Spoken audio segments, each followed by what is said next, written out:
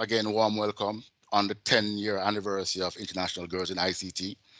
It is indeed an exciting time to be in ICT as digital technology is transforming businesses and governments at an alarming rate.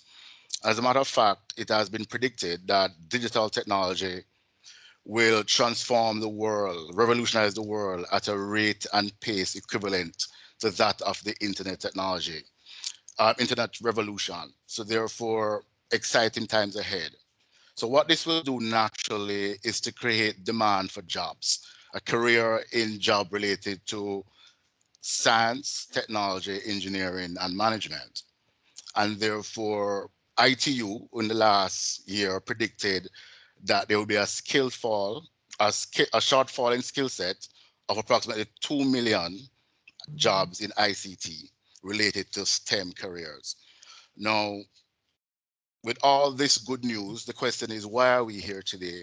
Why are we having an International Girls in ICT Day? For the many years, including recently, girls across the world, including the Caribbean, has outperformed boys in reading and writing skills. Yet, they are underrepresented in careers related to science, technology, engineering, and math. What that necessarily means then is we are committed as a business to ensure that girls get exposed to ICT. And because we talk about engineering, technology, and math, we're going to do a little math and we're going to speak a little about what is happening in the world today. And we're going to use our neighbors to the north, the US, as an example. In the US workforce, have half of it, 50% of the US workforce are women. Yet, only 27% of the women that work are employed to careers related to science, technology, engineering, and math. Further, if you want to extrapolate that now and look at women of color and women from the Caribbean, throughout Europe and the US, only 2.8% of all working women work in careers related to science, technology, engineering, and math, right? So while it is that girls throughout the years have outperformed boys in reading and so forth, they don't tend to transition to such careers. Now, they did a study in 2018 and 2019 that spoke to women graduated from the university, both from an undergraduate level and a graduate level. And they found that of all the universities that were surveyed, over 300 universities surveyed between Europe and the US, only 18% of women graduated undergraduate in IT and 17.2% in engineering. And at the postgraduate level, only 29% of women graduated from IT and 22% in engineering. And within the women of color, again, it's below 2%. So therefore, we think that it's important to continuously expose our girls to careers in ICT, to let them realize that the stereotype needs to be broken and that women are powerful and can do whatever it is they decide they wanted to do. So Fujitsu, along with myself as a leader within Fujitsu, who have worked with really brilliant, smart women, feel that it's necessary to expose you. And as Sandy said, Neela will be coming next. When I've worked with Neela for years on various projects over the years. And as another smart woman, I'm happy that she's here to speak to you about her transition and her role in ICT and technology. So Neela, without further ado, I pass over to you. Thank you very much. So good morning, ladies. Seeing that this is going to be me speaking without being in the presence of you today, I so miss that. Let me just say, interacting with people face to face. But we're using the technology, and I am here to speak a little bit about my journey in the technology space. So a little bit of background on myself. One of four kids introduced to information technology, and back in the day, and I'm not going to say how long ago because I'll disclose my age, but back in the day, I decided in Form 3, my science teacher introduced me to a book on computer studies. That was what it was back in my time, computer studies. And was me trying to determine what subjects I wanted to do in secondary school. And I found this book so interesting. Now, never saw a computer in my life, or never had exposure to technology at all, right? My first introduction was reading a book. Yes, as boring as that sounds. So I decided, okay, honestly, I decided I was going to get into electrical engineering and study courses that will take me into that space. But I was asked to come in and do a math test to allow me to get into the computer studies work stream I say in work stream, the computer studies classes in secondary school. And because of my math marker, and I decided I'll go and do it. And I was actually selected because the classes were very, very small. So back in my time in my secondary school, a computer class was just 20 people. And that's because resources was limited and the machines and PCs were, I cannot even begin to describe it to you young ladies who are so more aware of what is in the world of technology right now. But it was a clunky piece of machine with a black screen and green light written letters on it, and just giving you a little bit of a visual. You may have to go into history books to find anything that looks like that. 20 people in this classroom, and to the point that Herman made earlier on, females leading the education system in the Caribbean right now. My class was 20 students, and we had only 2 boys in the class, 18 females in my computer studies class. That's just historically to say I got into information technology at a very early point in my life. I studied it at O levels and decided I'm going to do I'm going to move into this space, but not necessarily where I ended up, because so I started computer studies, but I was working part-time and studying part-time.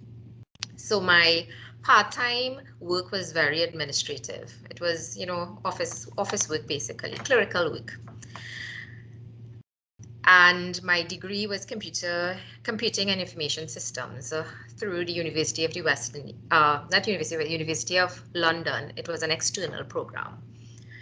I had to work to put myself through university. So it was with it challenges, but it taught me time management, skills that I needed around managing a work life and a school life, and managing uh, a focus that is needed to make sure that I do not fail at any of the subjects that I decided at that point in time to pursue based on this coursework. So that was my early days into IT. And to be honest with you, and I need to share this joke, right? I did not intend to become a programmer because I always hated it, and that was my first IT job. I swear to you. But I'll tell you this, I love it, and I still love it. So anyway, back to me and my little bit of a history. So my first pure IT job after completing my first degree was really what is deemed now like a technician, PC support, basically. I didn't stay too long in that, and then I decided I was offered a job in a programming role, and I moved into that. And that was I left one financial institution and I moved into where I am right now at First Citizens. The decision to move was really purely on the fact that I didn't really like the technician type job, and I felt I can do a better job at programming, although I didn't love programming at the time. And I started in First Citizens as a programmer, which is an entry-level type role at this organization in the IT department. At the time, the IT department was about 40 people, and one manager role in IT, and the remaining 4 roles were men, and at the junior level we had females in programming functions like myself, but nobody at the supervisory and no one else at the management level. Fortunately for me, though, I've always been with an organization that's a pioneer in Trinidad and Tobago, and the right hand to the CEO was a female, so that helps in a lot of instances. But back to my career. So I started off as a programmer and established myself there. Now, programming in my time and programming now is two different things as well. Um, and we've, as the organization, started evolving, and we're moving within the banking and industry. The banking industry in Trinidad and Tobago is really one of the I have to say, more pioneering and innovative than most other industries. And this is evident based on the services and the products that we offer to our customers. And I have to say, in my career in technology, I've been part of the legacy that have introduced every new product and service that has been first to the market. So we were the first to launch internet banking in Trinidad and Tobago in 2000, and first to launch mobile banking, and so forth and so forth, right? So you're familiar with the services that the financial services offer to your, I'm sure, to yourselves and to your family members. So being part of that on the technology landscape has been part of the things that I find joy in. What I want to share with you in terms of being part of this IT department. So I started off as a program and I moved within the development space. One key things I want to share is I moved into a management role after some years, and I was the first female manager in that ICT department because the one who was there before had left. Yeah. And when you move into management in a male dominated space, it's not always an easy feat because you're not always taken seriously. So one of the things that I want to leave you with today is, and I'll touch on certain things specifically, is you need to grow a thick skin, because you cannot allow yourself to be deterred from what your goals are. Now, my goal was always to reach to the top. Okay, be the head of the unit. Now, I mean, it's a journey. There will always be ups and downs in the journey. My journey was like that, but I kept that as my goal, and I didn't set a specific time. You know, you should really have a time for your goal, but I didn't set a time specifically on when I want to achieve that goal. But I knew I was working towards that journey. Unfortunately for me, I had really good mentors throughout my career that supported me to meeting and achieving that goal. That management role resulted in me being prepared for my next level role within the organization. And I recalled at a point in time a vacancy was available, and that's the role that I was reporting into. And the head of the unit asked me to help him fill that role. And this is why I said you need to be thick-skinned, but you also need to be brave, right? So I'm supporting him. It was a male. I was supporting him recruiting for my boss. And I'm reviewing these resumes, and these resumes were persons of the same age as myself, same qualifications as myself. And I knew anybody coming from outside of the bank into the bank, I will have to train that person to understand a lot of what happens within the organization. And I said to him at that time, why are you considering bringing someone who is the same age as me, same qualifications, to this role, and not giving me an opportunity? Because if you bring somebody with the same of everything as I am, I'm not sure if I'll stay here for longer than a certain period of time. And this was me putting out there a little bit about kind of setting some context on what I want to achieve, but also saying to him at that time, give me an opportunity, give me a chance to prove myself that I can do this. It took some effort with him trying to convince the heads of the organization to give me a chance. But for those who know him, and I know a few people on this call knows him, he's a very convincing person, um, and well able to sell a good idea, in my opinion, because I felt I was a good bet at that time.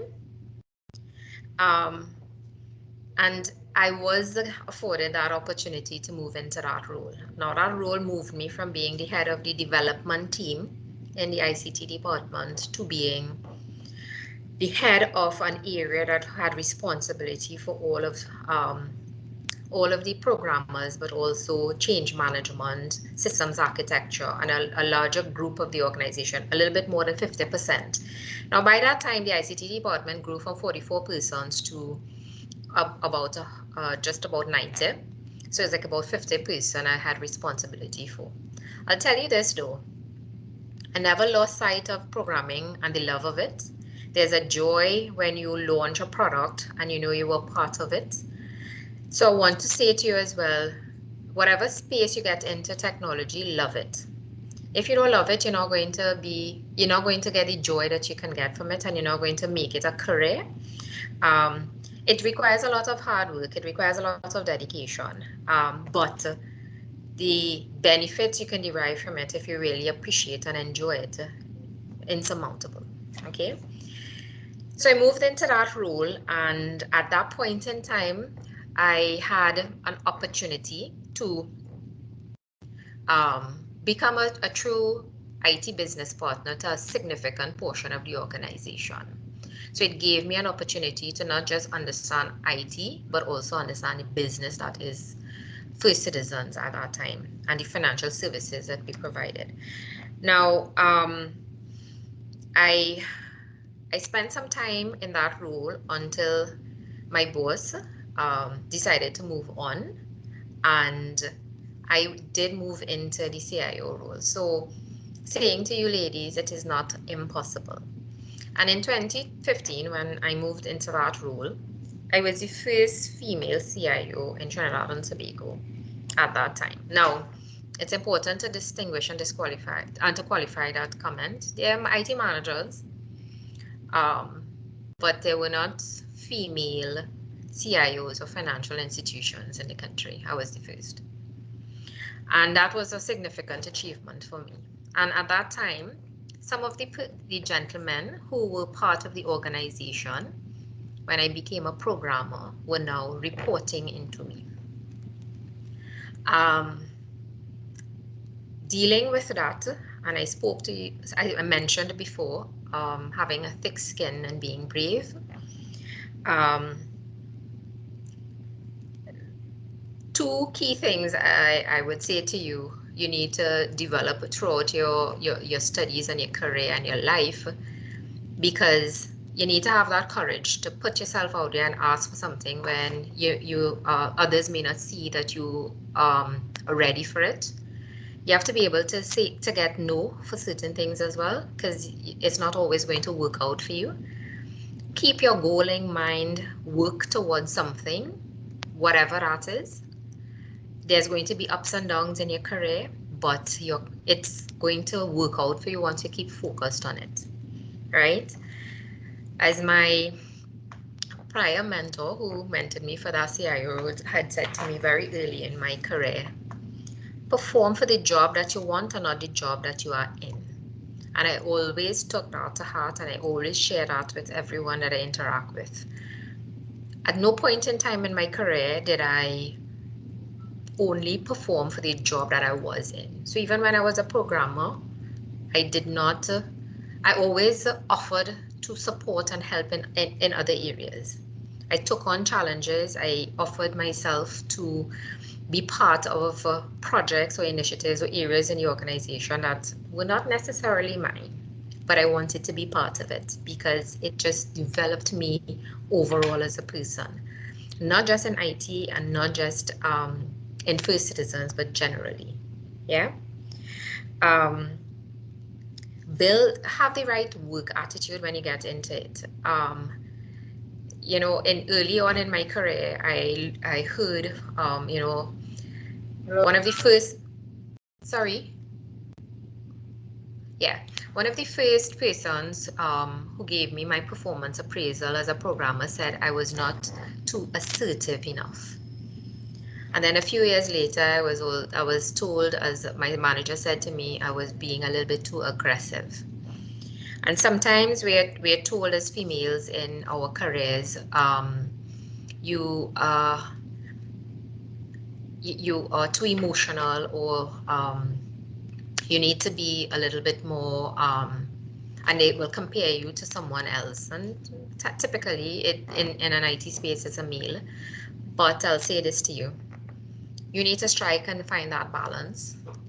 The best leaders I have, and no offense to any of the lovely gentlemen who I've worked with on this call, the best leaders that I've worked with have been females, because you find you have that balance between the empathetic side of things and the logical, um, uh, left side of your brain. So you have a combination that is, I think, brings value to us as an organization, and to your workspace. That Not that the male of the world can't bring, but there's value to us as females to push forward. And you will see, as you start your careers and your life, you will bring something else to the workplace. So I think I am running over my time because we had a little bit of a late start. I did not stick to a pure technology thing, but I wanted to give you my journey, speak a little bit about some of my lessons learned, and to share some little tidbits about how I have worked through my career at Face Citizens. I must say though, in 2017, I actually moved from IT into HR, which is a very, very unusual move. I spent 3 years there, and now I'm back into responsibility for ICT, but also includes operations, which is another move in my career. Now ICT and ECI reports into me. So it's been an exciting journey. I enjoyed every step of the way. I have to say I was part of most of the technology that we've implemented as a financial institution, whether it is at the programming level, project management level, coordinating level, management oversight level, but it has all been very, very exciting and interesting. And the world of technology has changed so much over my time and my career, and the type of careers that are available now in technology.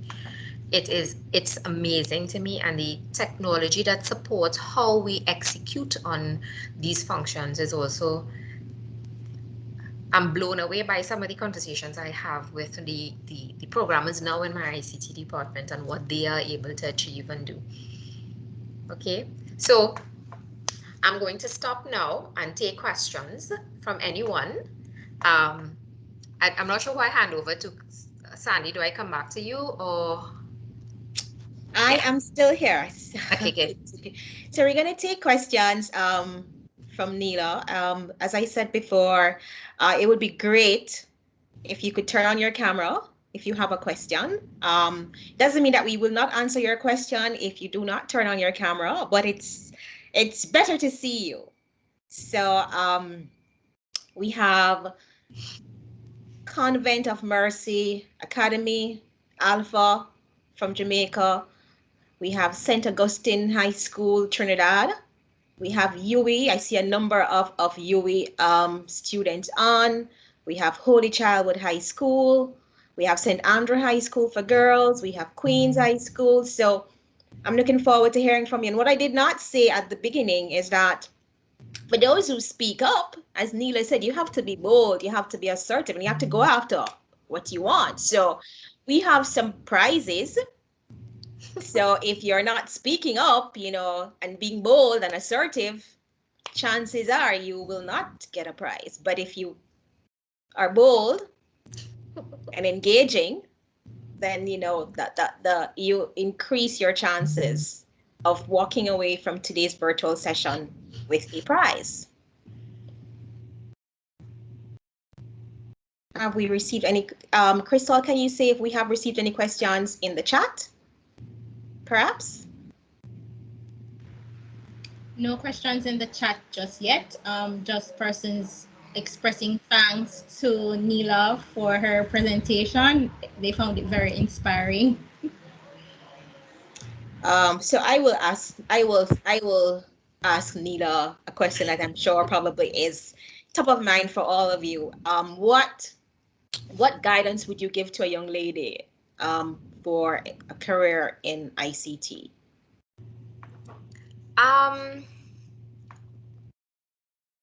Do not limit yourself in one area.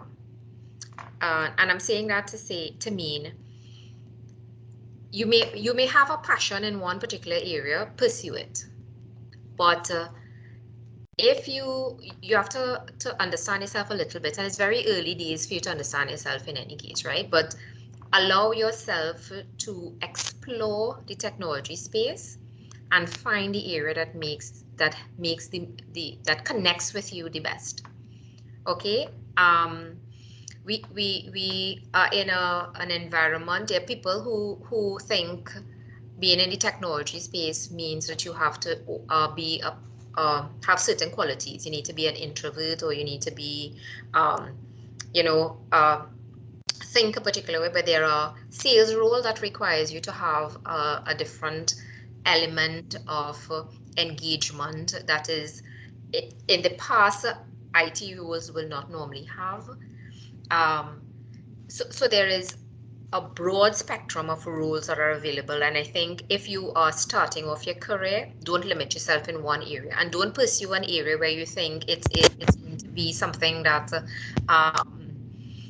can lock you in. You can move around as much as you can, because a first year IT degree just allows you to start foundational.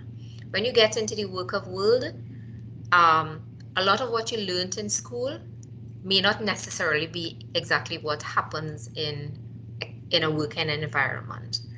And the roles and the jobs are not always matched directly with everything that you learn. So a lot of times you will go into the work of world, and you will realize, I may be able to do some certifications here to help me strengthen an area and get some experience in one area, and you build on what you have. So it's about just getting in there, finding out which area connects with you the best, and then pursuing that further in terms of whether it's your master's, whether it is the different types of technology certifications, because it's not always going to be exactly what you learn at school. Yeah. And I also want to say, you need technology in every single job function in the world right now, because everything is run by technology. So you need to be able to understand it as well in every single job, whether you're in marketing, in HR, in anything. So you can pursue a marketing IT job, whether it is digital marketing or analytics. It doesn't limit you to just be in pure IT alone. So keep that in mind. Okay. Thanks so much, Neela, for that, and imparting some useful nuggets, I believe. Do we have any questions? Remember, Neela will have to leave us, so now is your opportunity to ask your question.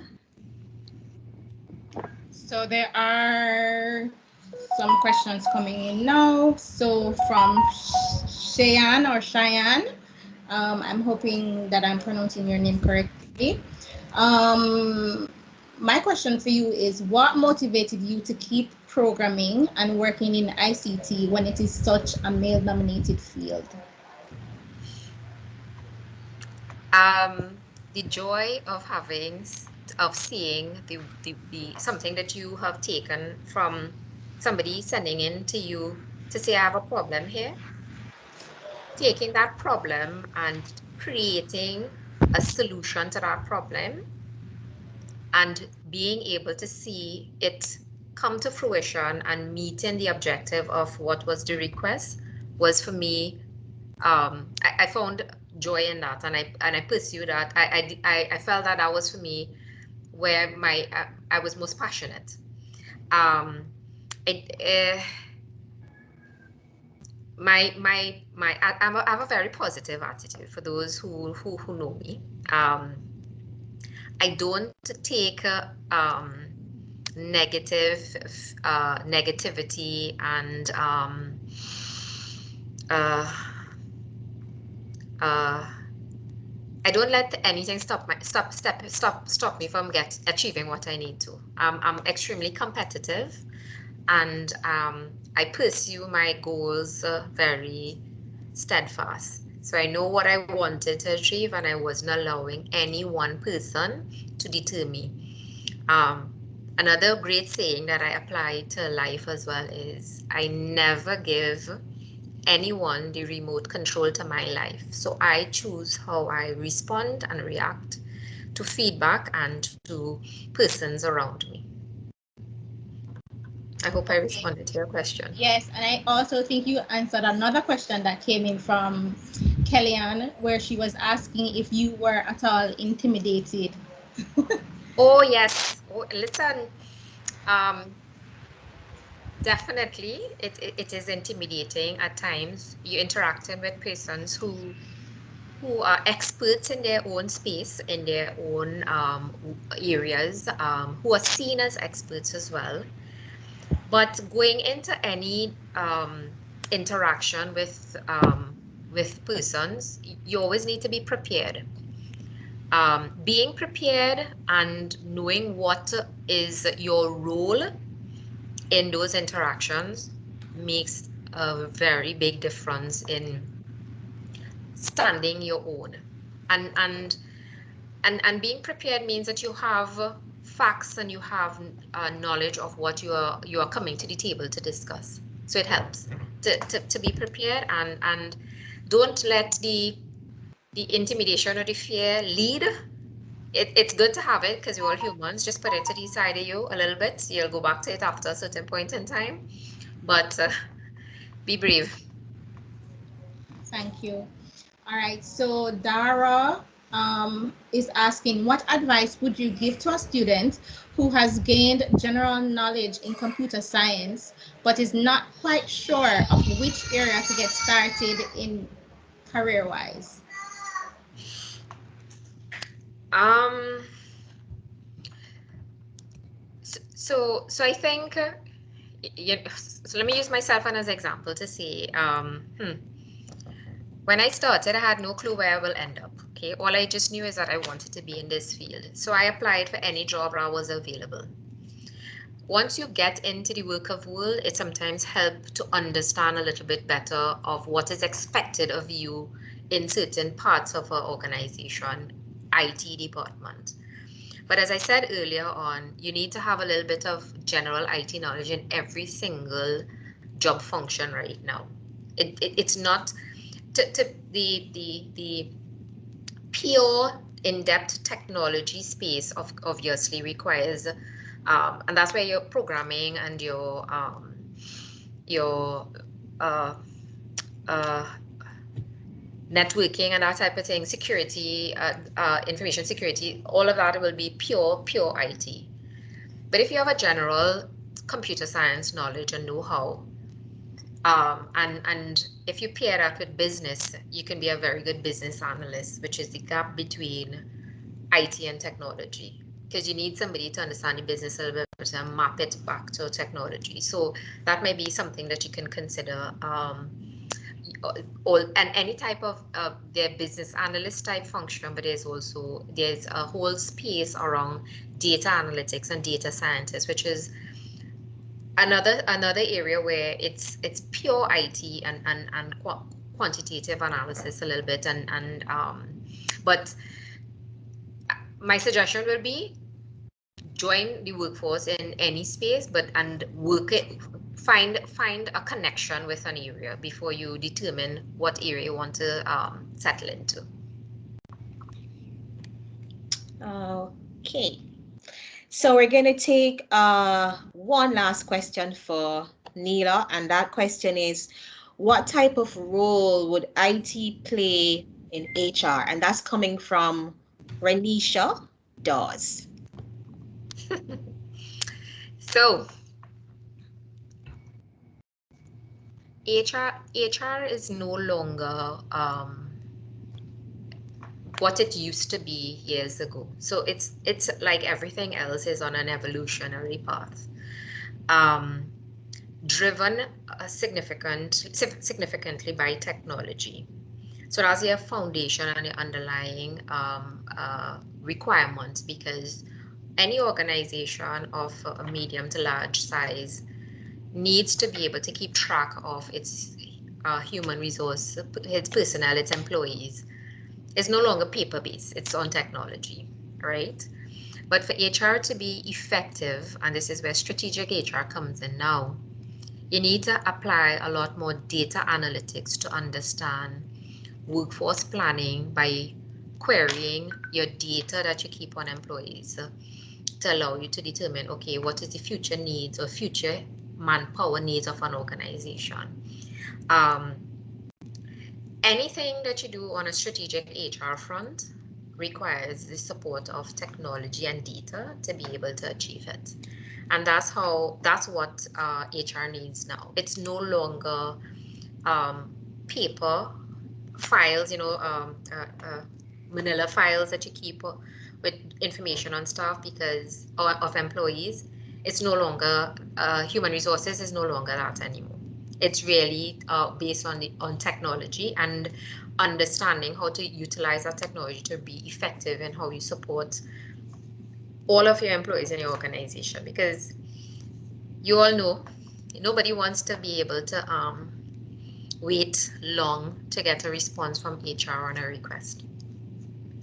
And HR technologies have progressed where it's you could download the app on your phone and approve time off for persons and that type of thing. So it's moving in a direction as everything else in the adoption of the technology to make it more effective and applicable in the current world we live in.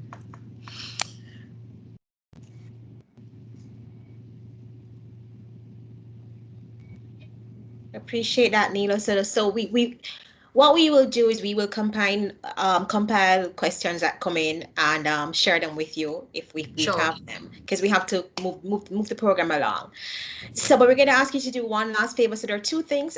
Before you go, we're going to ask Rachel Nicholson, Senior Client Executive based in Trinidad, that you're familiar with, to say thank you. But just before that, we're going to just ask you one favor. So we created a Wheel of Fortune. Chanel is much more versed on the Wheel of Fortune than I am. But Chanel, can you just explain to Neela what happens and allow her to choose a winner of our first prize, which will be a tablet. So Now is not the time. do I click? Hello? Chanel? Hi, Sandra. Yeah. Can you hear me? Yes, I can. All right, great. So basically, all we need to do is we need to click a button, spin the wheel, and the name that it lands on is the person who will get the prize. So Neela, can you do the honors, please? Sure. All right, so I'm just gonna spin. Thank you.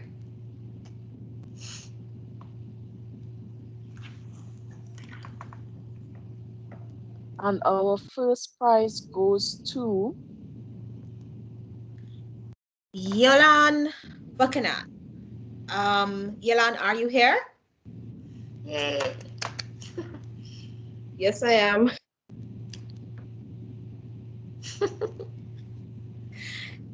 Is it okay to see you? Not right now. Sorry. Okay, so Yolan, can you let us know which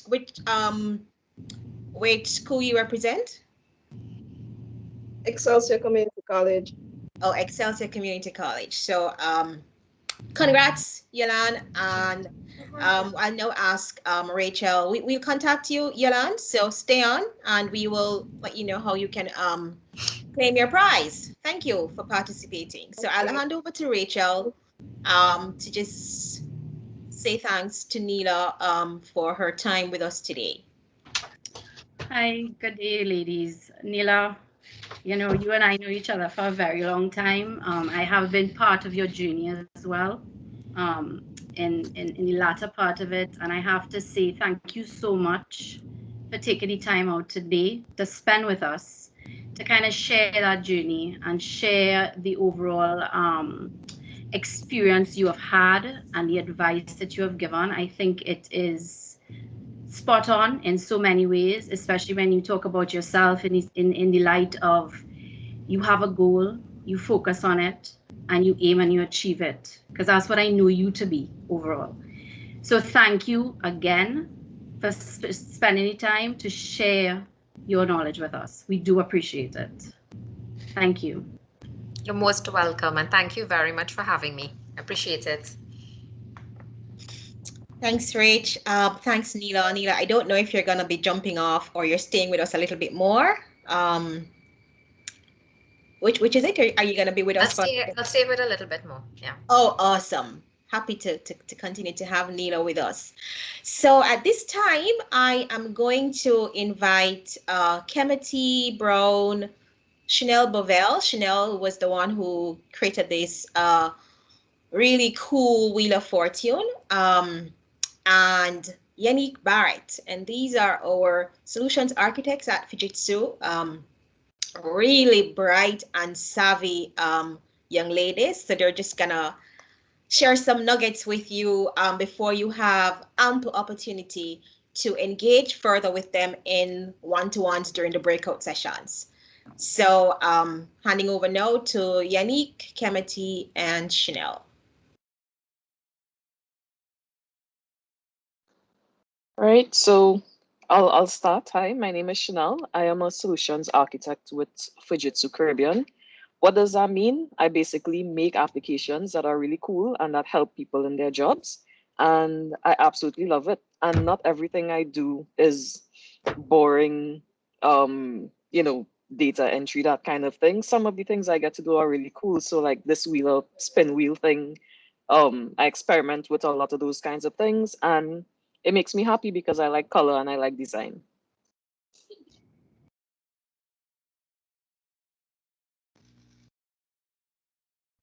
Thanks, Chanel. Kemity, you want to go next? Yes. Hi, good day, everyone. My name is Kimberly Brown, and I'm a solutions architect within the applications services team here at Fujitsu. So I'm elated to be here today to represent Fujitsu to encourage our young women to venture into ICT. So this is it's really important, not just because subjects like engineering and technology, they're very interesting, but also because they lead to careers where you can make a difference in people's lives and make the world a better place.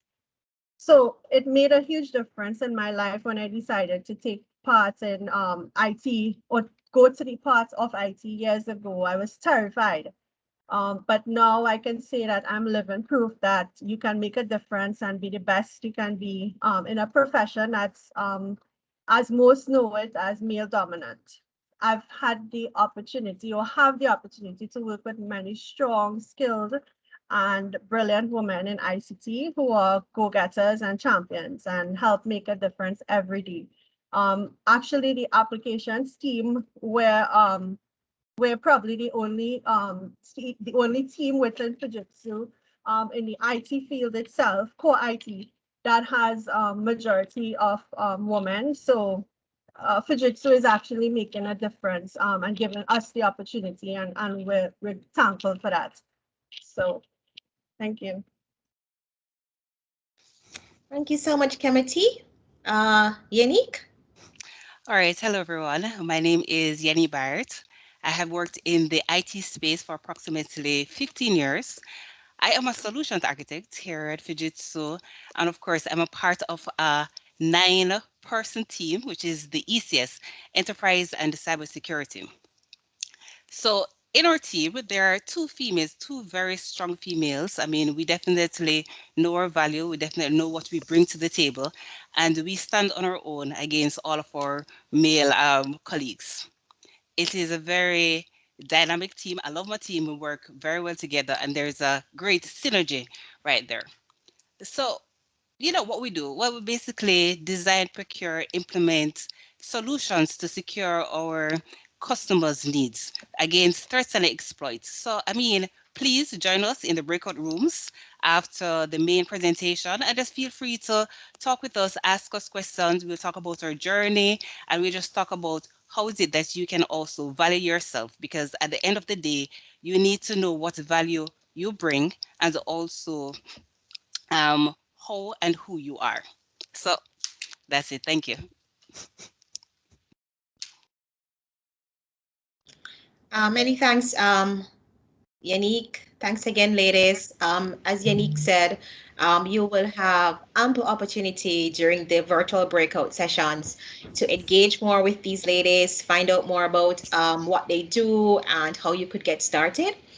So at this time, I am going to invite Maria. Maria, are you on? Maria? Hi, Sandra. Morning. I am. Okay. So Maria Pardee, Maria, I hope I'm pronouncing your surname correctly. Maria is portfolio manager with First Citizens, and she's just gonna give you some quick financial tips. Again, you will have opportunity to engage more with Maria to understand, those of you who are based in Trinidad, to understand, what our options are available to you, how to start planning for your financial future. So we're a bit behind time, so I just hand over to Maria. Hi, everyone. Good morning. So, as Sandra said, I'm a portfolio manager from First Citizens Portfolio and Investment Management Services. And pretty much what that means is that we manage funds on behalf of clients, whether those clients are individual clients or corporate clients or pension plans. We invest in the stock market on behalf of these clients in order to generate long-term returns for these clients. And my advice is, especially to students, I'm so glad there's so many young impressionable minds here getting this advice at such a good age, but definitely start young, like start investing from as soon as you can.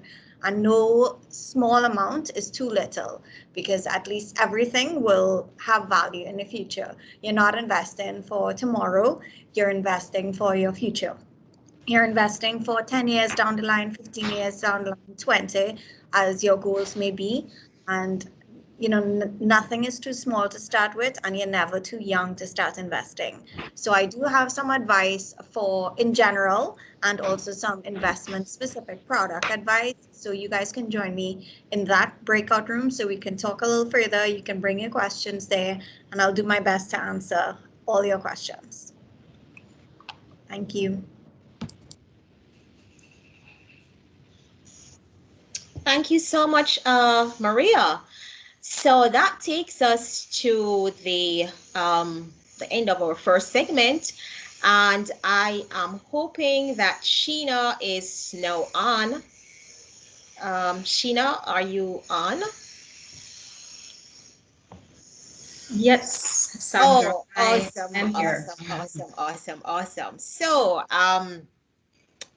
we have Sheena with us now, and Sheena is, as I had said earlier in the program, Sheena is the Group Chief Digital Officer with Victoria Mutual Group based in Jamaica. Welcome, Sheena. Thank you. Sheena is charged with the primary responsibility of driving the adoption of digital technologies across the business through the delivery of multiple technology solutions across a number of initiatives, with a focus on transforming the Victoria Mutual business operations to digital. In her capacity, she also has oversight for teams supporting digital innovation, data analytics, solutions development, and electronic channel services. Sheena has a number of certifications in different areas of ICT, including cybersecurity. But her main mission today is she's charged with pioneering the digital transformation of Victoria Mutual Group. So that's a very big responsibility. And without saying much more, I will hand over to Sheena, who will take you through her journey and share her nuggets with you today. Okay. Thank you so much, Sandra. I have some slides here, so I'm going to be sharing with the persons who are on.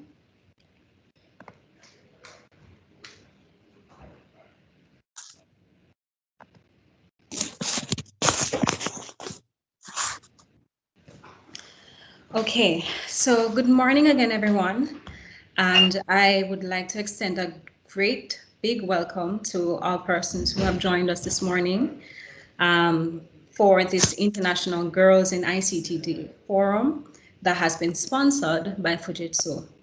It really is indeed a privilege to have been invited to share some of my thoughts and my experiences today, particularly for this forum that I believe is so critical and so very timely.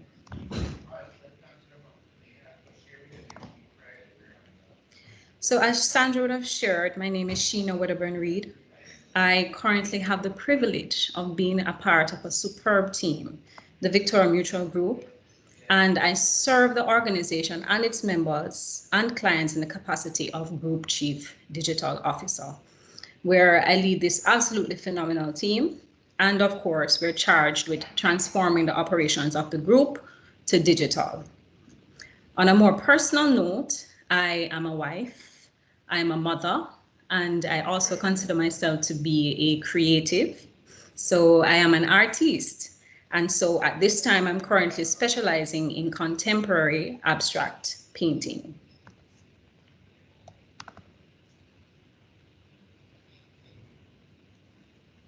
So today, ladies and gentlemen who would have joined us, today is a great day.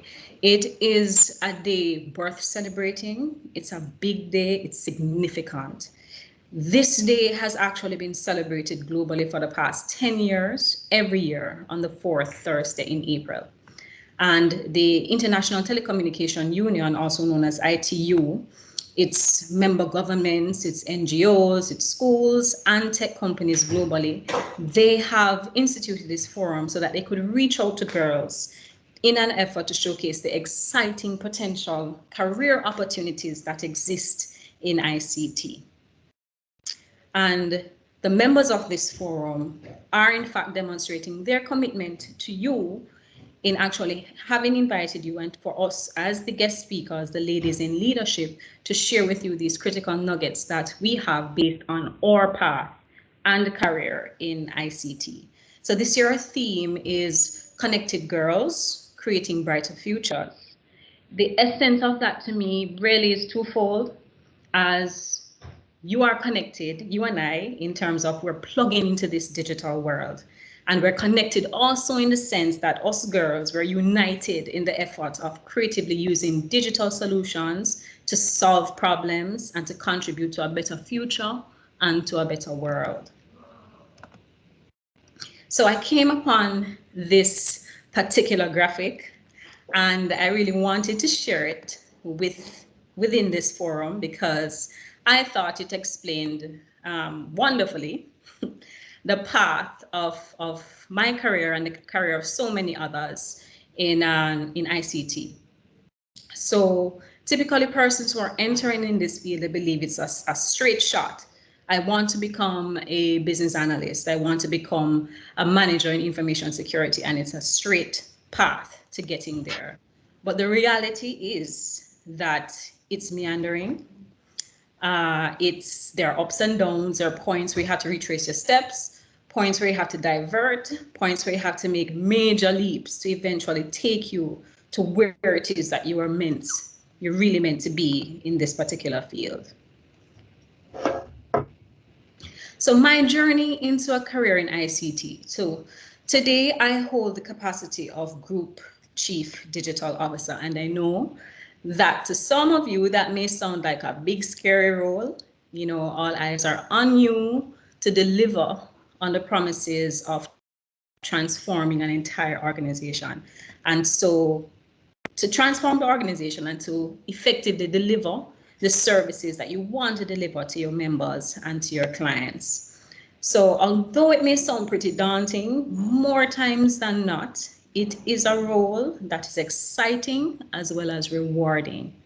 Now, I must confess to you that I have not always felt this way about ICT. And the path that would have taken me here, as I said before, is not a linear one. And so I wanted to share a story, particularly about the start of my career in ICT. And it takes me all the way back to when I was leaving my alma mater, which was St. Hugh's High School. So after completing my studies at the advanced level, I knew unequivocally that then I wanted to pursue my studies at the University of the West Indies with a focus on math. And funnily enough, at that juncture, when I was leaving high school, it had not crossed my mind that I would be pursuing anything in ICT. My one true love was mathematics, and I knew I wanted a career that's going to see me analyzing and solving problems and applying the logic that I got from my math studies to actually make a living for myself. And it wasn't until I happened upon my first year at the university that my then mentor, Mrs. Daisy Coke, and that name may be familiar to several of us here. Mrs. Daisy Coke was actually the first female actor in the island of Jamaica. And so she was my mentor at the time, and she pulled me aside one day and she said, Sheena, I know you love math. I love it too.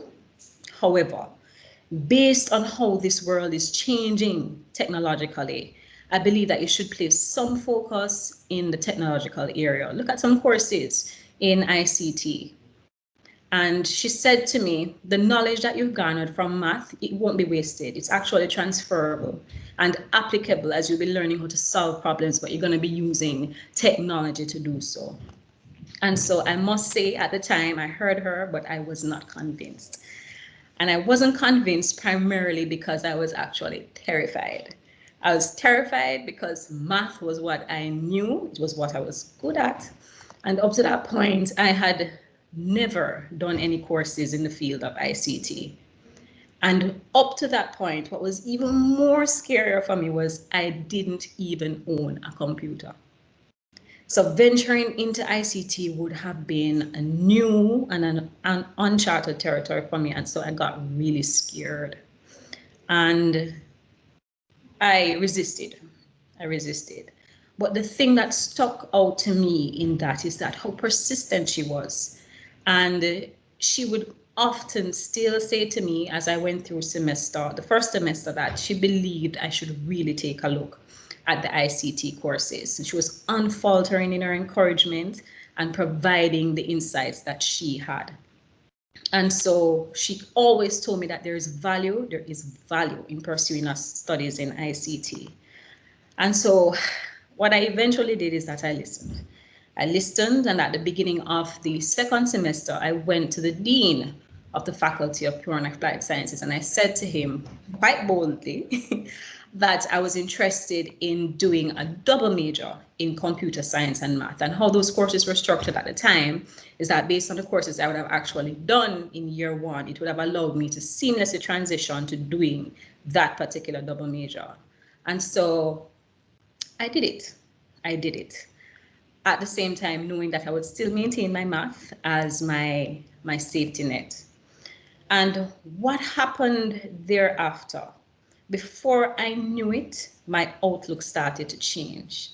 So by no means was it easy, as I had to put in the work. As I said before, ICT was totally new for me. I had to put in the work, but I realized that I started to get better and better. And I can unequivocally say that that choice put me on a path to a career that has been so very meaningful. It has stretched me. It has made me cry. It has made me laugh. It has made me want to tear my hair out. But ultimately, it has provided me with insurmountable opportunities to make a change. and it has provided me with a powerful, purposeful, and rewarding career. I've been able to make a difference in the lives of persons that I've served through the organizations that I've been affiliated with. And so, because of the encouragement that I received at that outset from Mrs. Cope, it made me become brave enough to stop limiting myself. And it made me become brave enough to make that first step and that move into ICT. And I'll forever be grateful to her because that move has gotten me to where I am today. And so I really wanted to share that story with the participants here.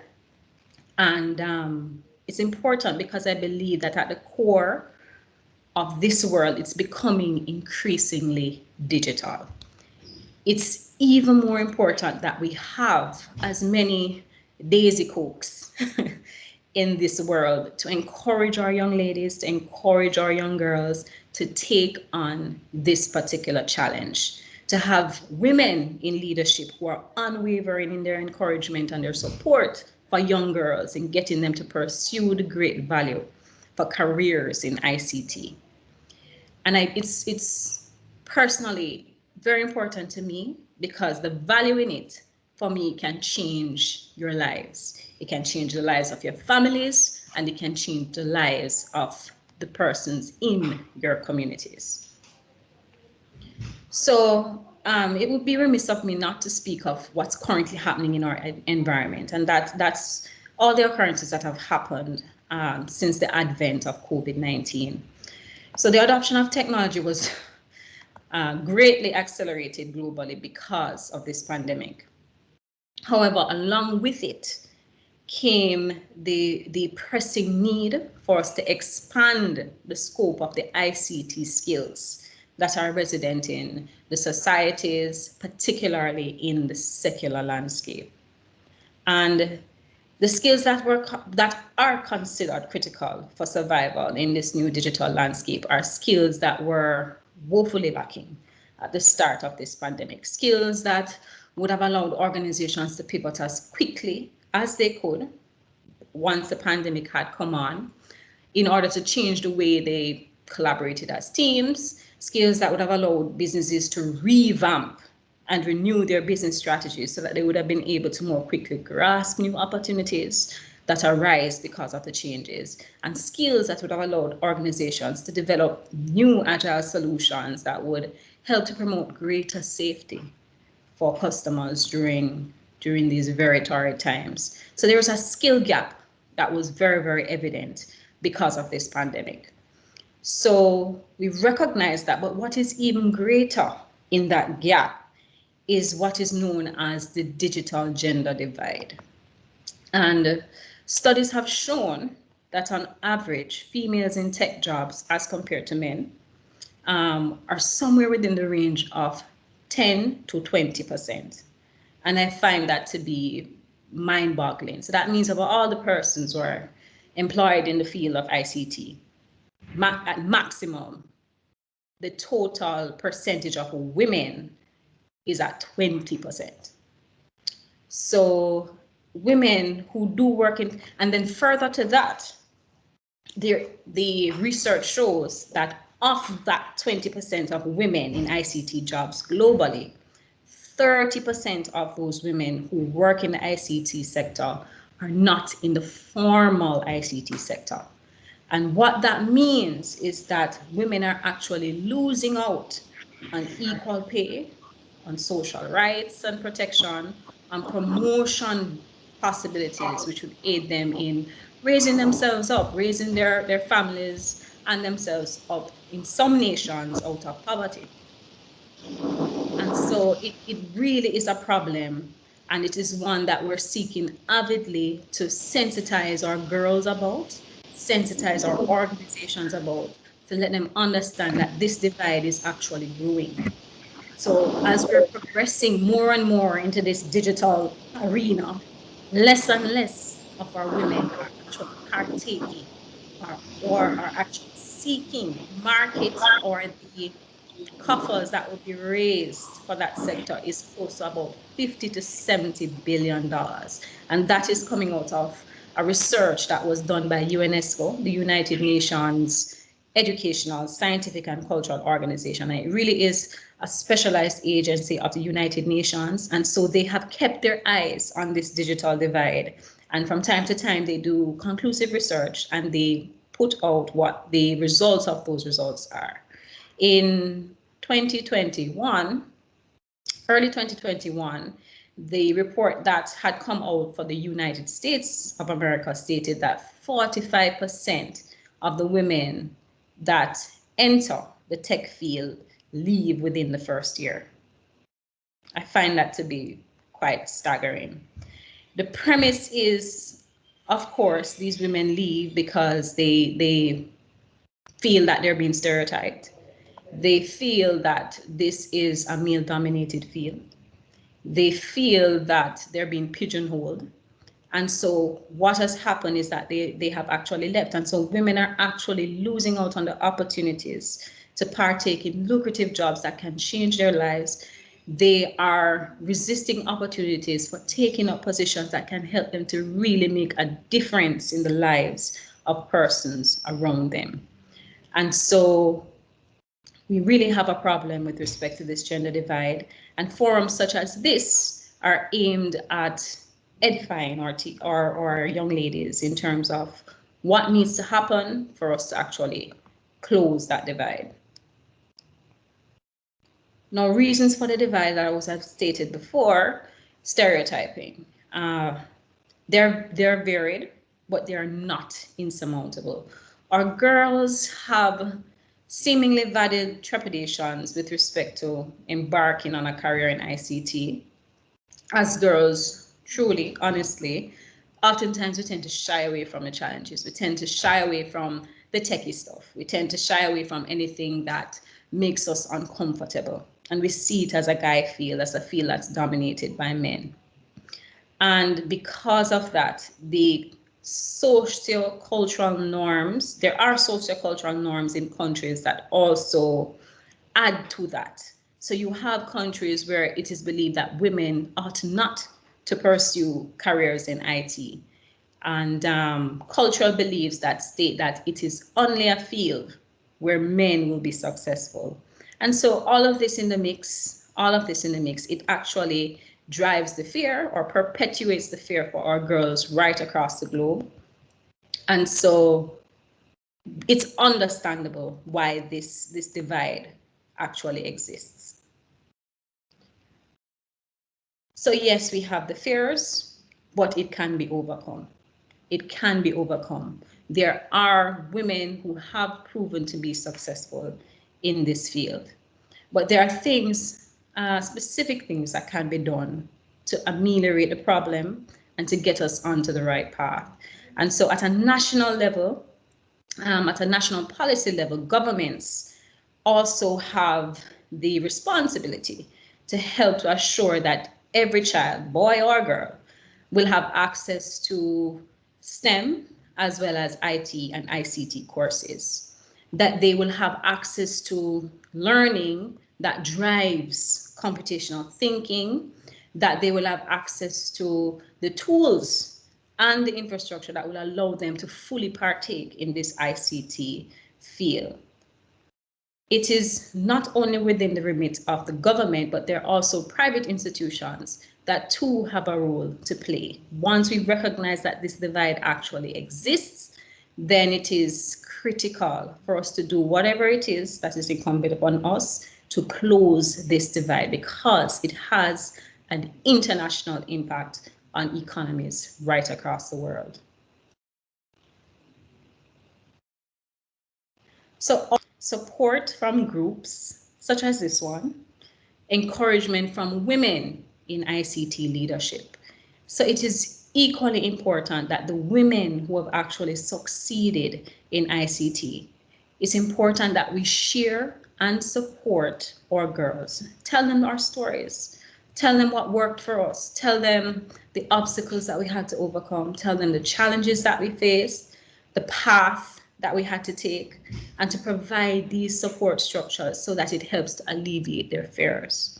And it's important that we're candid. We're candid about the successes, we're candid about the failures, We're candid about the missteps, and to demonstrate to our girls and our ladies that it is possible.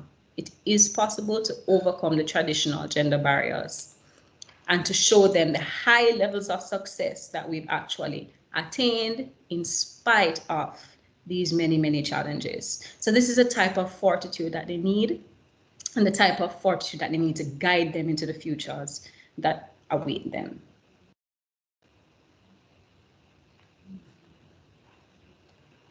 So ladies, this is absolutely important, and it's something, as I said before, it's very close to my heart. We need you in the field of ICT. It needs your perspectives. It needs your creativity. It needs your thoughts on innovation. It needs your finesse in problem solving. The Girls in ICT Day Forum reminds us that ICT helps to improve the lives of people everywhere, through better healthcare, through better environmental management, through better financial services, through better communications, through better educational system that's really going to transform the way our next generation learns. With technology playing a role in all these types of careers, it will set you or girls apart. It will give you the opportunity for economic independence. And in exchange, what you will have is an opportunity to make an impact on the world, to change the face of the world. But it is a challenge that you must be willing to accept. And so, remember, there are a plethora of roles in ICT that may be appealing to you. So you need to do your research, you ask your questions, and of course, you take a first step. So as I would have shared before, I stated that my own path was never linear. In ICT, I've been a business analyst, a systems analyst, an IT risk analyst, an audit and compliance analyst. I've been a security manager, and now I am in digital transformations. There are many, many options in this field that you have the opportunity to explore. So in parting, here's my advice to you. Never limit yourselves. You can do this. Those limiting beliefs that often plague us, the fears that we have, I had them at the start of my educational career, and make no mistake, they do rear their ugly heads throughout your professional career, but you have to take a concerted decision that you will fight them, and there are possibilities out there for you that you probably have not happened upon as yet. But you have to have the courage to step outside of your comfort zone and to seek those opportunities.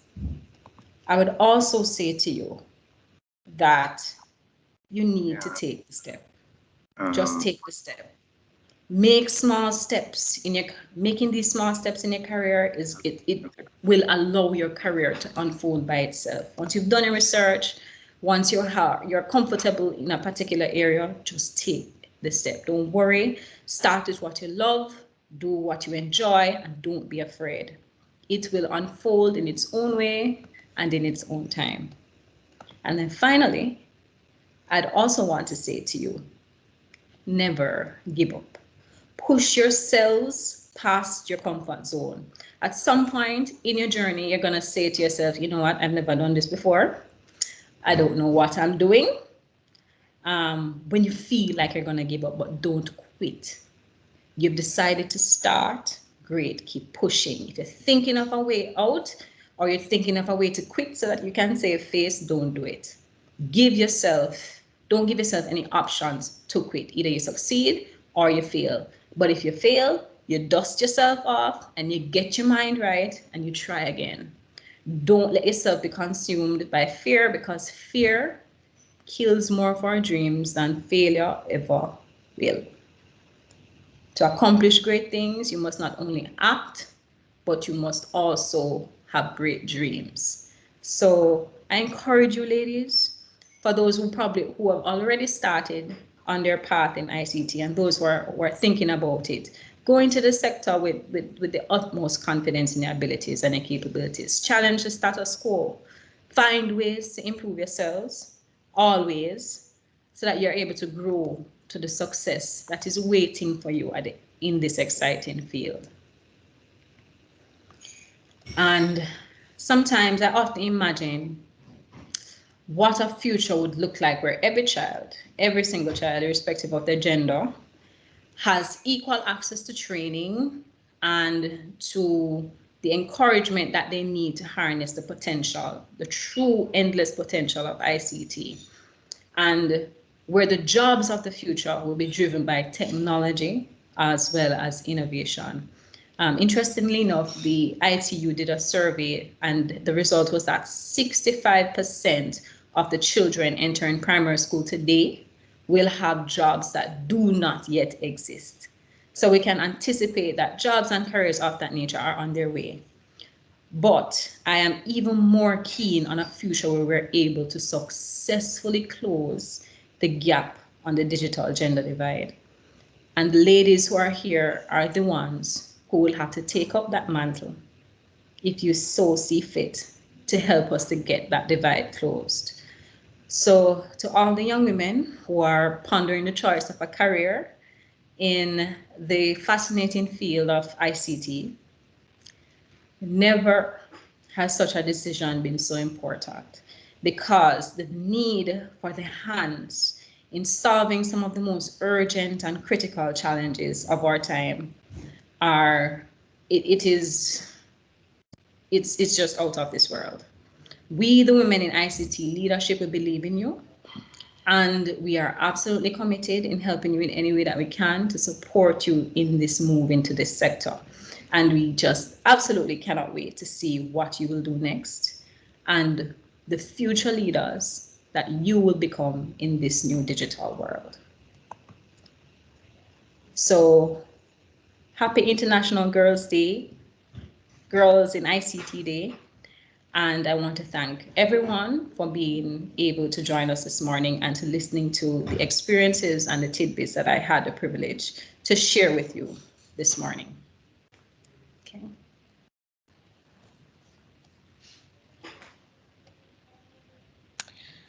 Awesome. That was really amazing, Sheena. So if you could stop sharing now so that we could see you again. Uh, Yes. Stop. so young ladies, while Sheena is removing her slides, please prepare your questions for Sheena. I'm sure you have a lot. I'm sure you've heard her amazing story. You've heard about digital, how COVID-19 is impacting digital transformation, how it has accelerated digital, and digital is the future. We are in the future now, and it's going to get more digital. So if you have not yet started familiarizing yourself with digital and digital transformation, I would encourage you to do so. Also wanted to take the opportunity to welcome our VMBS guests. I think I saw Courtney Campbell join. Courtney is the CEO of VM.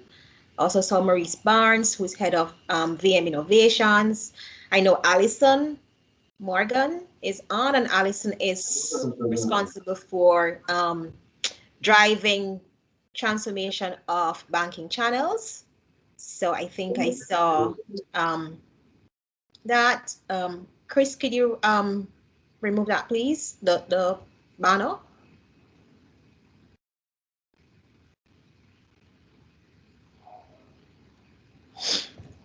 Okay, so just before that, I don't know if Mervin is still on. I know he's very passionate about digital, and he was quite excited when he heard that you were going to be presenting today. So I think he just wanted to say it's just a quick hello, and just to, he's really passionate about digital, and to just share some thoughts. Yeah, no, I appreciate it. Thanks, Sandy and Sheena. Really appreciate your thoughtful insights. As Sandy says, I am very passionate about digital in the context that it's a tool to improve the quality of lives of people and to fulfill dreams. And being passionate about digital means that we need to address the issues that you've spoken about, diversity, because you can't be successful without genuinely achieving diversity, which to me means thinking again. Of course, that means also getting balance in terms of gender. For me, one of the things that I think is most important is that many of our customers and our leaders are actually powerful women like yourself. And if we don't align what we do to that reality, then we won't be successful. So aside from it being a desire of ours to realize diversity and allowing people to be exactly who they want to be and who they are, for what they are, it's critical to the success that we seek as a business. And we don't see this as being a problem that only Fujitsu can address. We see this as a societal problem. So I'm deeply, deeply appreciative of the leadership team of VM supporting you and supporting this initiative.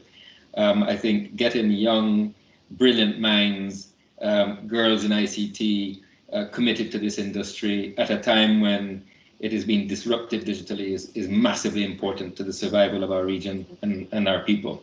So to the girls on the call, I encourage you, there is never a better time to consider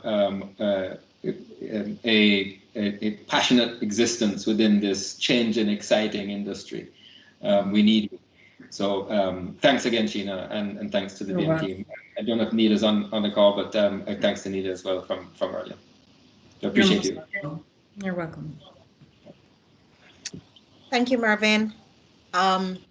So ladies, now is your opportunity to pose your questions to Sheena before she goes, as quickly as you can. I'm looking to see if I see any questions. What? I can't tell which ones have been answered already, but I'm seeing from Daniel, what piece of advice you wish someone would, what piece of advice you wish someone would have told you when you enter the world of ICT? This is coming from Daniel. Yes.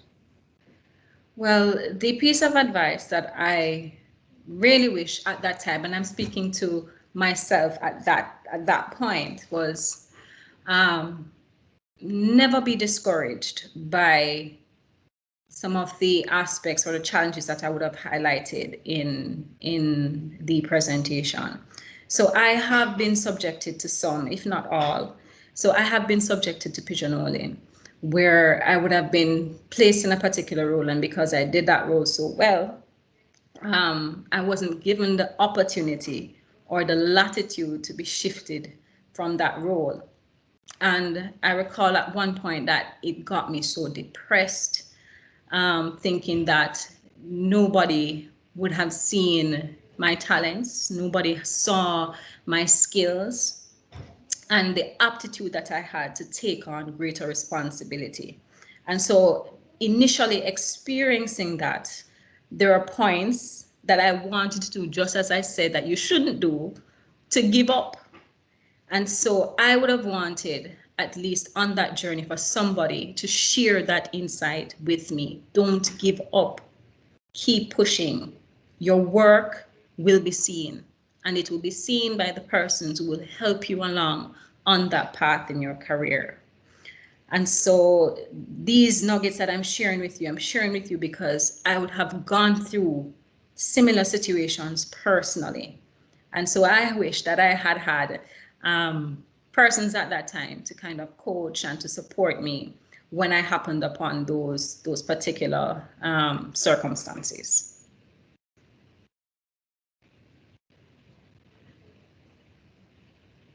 Thanks, Sheena. So we have Mia Mitchell.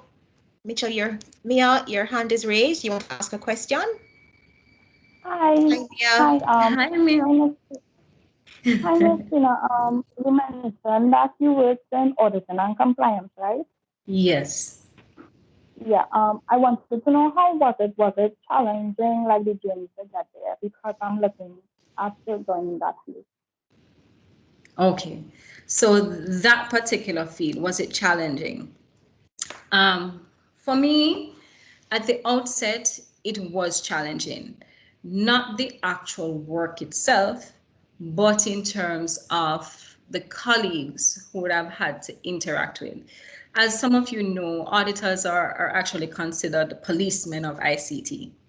So they're the ones who would go around and say, okay, you're not doing that well.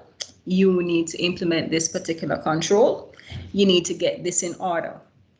And so you can just imagine that most persons were on the receiving end of that, the persons who would have to fix the issues and to fix the challenges. They were not necessarily the most receptive to that type of feedback from the auditors. So I found that during my time as an auditor, that was the significant challenge in terms of actually conducting the audits, delving into the systems, delving into policies and procedures. That was fairly okay for me, and I suspect it should be okay for you. But it's the management of the persons who you'll have to work with that may prove to be most challenging. And so what I found that helped me with that is the establishment of good relationships with those persons. And oftentimes it would lead to us having conversations of why is it important that we're doing this audit?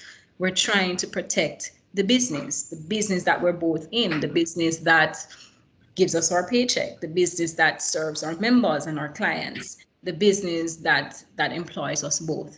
And so if these risks exist, then it is critical that we find the best possible way to resolve and to fix the issues that exist. And I found that having those conversations with my colleagues, getting them to a place where we understood each other, building good collegial relationships, that kind of helped to overcome the challenges once I was in that particular audit role. So I would recommend that that's an approach. If you're interested in that particular area, the people management skills are going to be very, very critical.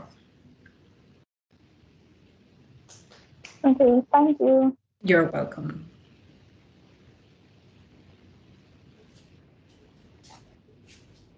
And thank you to Mia, especially for being bold and coming on Yes, camera. And that's I very think, bold. yeah, and I feel just for that, I think it would be, I don't think I could feel good within myself if we did not reward you with a prize. So please stay on for being the first bold and brave young woman to come on camera and pose your question.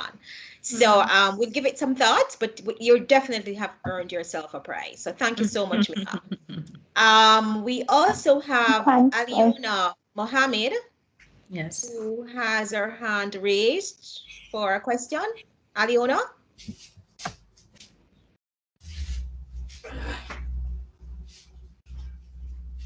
Aliona, I'm not sure if Oh, you. sorry, miss. Um, I wanted to ask Miss Sheena, yeah, because I don't really like ICT, right? But I watched a lot of people that didn't like it and said that it was boring. And I like wanted to give you advice on like miss on what to Sorry. do. Aliona, I'm sorry, but I'm not hearing you so clearly. I'm not able to hear the question that you're asking. Miss, I was asking, right? I wanted advice on like what to do in ICT because I find I have a lot of things you could pick, but I want to like help on what to do for the ICT. Okay. Is there any particular field or area that you actually like? Yeah, miss, Um, sales and business. sorry, I didn't hear. Sales and business. Fields and business. Okay. All right. So for that particular area, the roles in ICT, they are not specific to a particular industry. So as I would have shared before, all industries, telecommunications, financial institutions, businesses, marketing, all of those fields have space or have an application to ICT, right? So if there's a particular field that you're interested in, what aspect of ICT do you think would be applicable there? So you have persons in ICT who do business analysis. So they like business, the business area, but what about the application of technology in that particular business? So business analysts would scope through the area of interest. You said business. What in that business could we potentially improve? Could we potentially improve the way we generate revenue? Could we potentially improve cost saving measures for a particular business? So that's a problem in that area. What ICT can do is to help you to solve that problem. So as a business analyst, you would go through, you would find the enhancements that need to be done, the areas that require improvement, and you could map out what is required from a technological perspective that could help in that business area to solve those problems. So that is just one example. Another area in ICT you could look at is data analytics. Again, using the example of a business. Does a business have a problem in terms of visibility into how they're performing? If you are interested in that kind of analysis, then going into a field of business intelligence or data analytics, you could go through the data tenets and artifacts that support that business and then generate reports or generate insights that could help that business to solve problems. So that is really the key goal for ICT. It doesn't matter what sector or what area you're interested in. It really is a tool for helping you to solve problems. So if you're interested in business, I would recommend that, as I said in the presentation, do your research. What areas of ICT would be applicable for this particular field or industry that you're interested in? And I'm sure the details are there if it is that you need to reach out also to any females or males in that sector. You ask your questions and delve as deeply as you can. And then, as I said, just take the first step. Okay? Thank you, Miss. You I are enjoyed it. most welcome, Aliona. Miss Anna, very beautiful. Oh, thank you, Aliona. Oh, awesome. Thank you, Aliona and Mia, for being brave and coming on Yes, camera. very Really do brave. appreciate that. Very, very brave.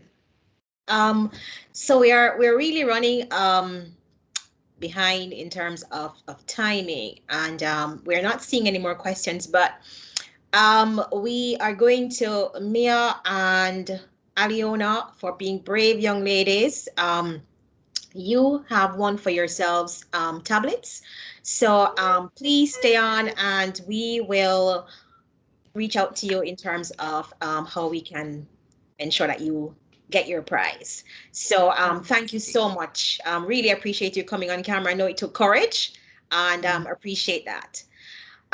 Again, we're going to have the virtual breakout session. So you will still have opportunity to engage in the one-to-ones. But before we go to the virtual breakout sessions, I'm going to invite Stacy Ann Budai, who is our okay, yes. Just before we ask Stacy, so Stacy, stay tuned. We have Sheena, we have a Wheel of Fortune, and you have the Okay. honor of selecting a winner. so I do. so Chanel will take you through the ropes in terms of she'll spin, and then Okay. Chanel, Hi. just remind me Right. what happens again. Yeah, so just let me know when to spin. Sheena, it's your cue. Yes. That's my cue. Okay, you may go ahead, Chanel. Okay. All right, so then it's Kadian. As I'm seeing her, she's in the chat. Congratulations, Kadian. Says she's willing to take that prize. Congrats, Kadian. Congrats. Congrats. Congrats, Kadian. All right. Sorry we missed you in the chat, Kadian. I know that some of you have some technology challenges as well, you know. So we can appreciate that. So as long as you're still here, appreciate it, and you have won yourself a gift certificate. So Stacy, we're gonna invite Stacy and Budai. Stacy's our VP of Sales for Western Caribbean, and Stacy is going to say a big thank you to you, Sheena. Okay. Hi, Sheena. Thank you, Hi, Sandy. Stacy. Good to see you again. Same here. Same here. And for staying on while it is that we gave our gift cert just now. On behalf of the Fujitsu family, my wholehearted thanks to you for agreeing to be our features presenter and for your very thought-provoking presentation. I believe we can all relate and we really appreciate your candidness, especially in sharing your personal journey. I think it's important for the girls to hear that and understand that it's not always going to be easy, but it's okay. We appreciate you taking the time from your very busy schedule to participate in this important event. It's Yes. important to promote and encourage our young ladies to explore opportunities to make their mark in our ICT industry. And of course, thanks for all your crucial work within VMBS to drive the digital journey, for sharing your experiences, and of course, the insights you gleaned along the way during these challenging but very exciting times. Thank you Indeed. so very much. Indeed. Thank you so much as well, Stacey. And thank you so much for having invited me to this particular forum. You're very, very welcome. Sandy, over to you. Yes, thank you, Stacy. And again, Sheena, really, really do appreciate you. I think your presentation was excellent. I'm sure the young ladies that are on have been inspired. As the theme says, it's connected girls creating brighter futures, and I think you have demonstrated how bright their future can become, and the importance of being connected. And so at this time, we're gonna segue into the virtual breakout rooms.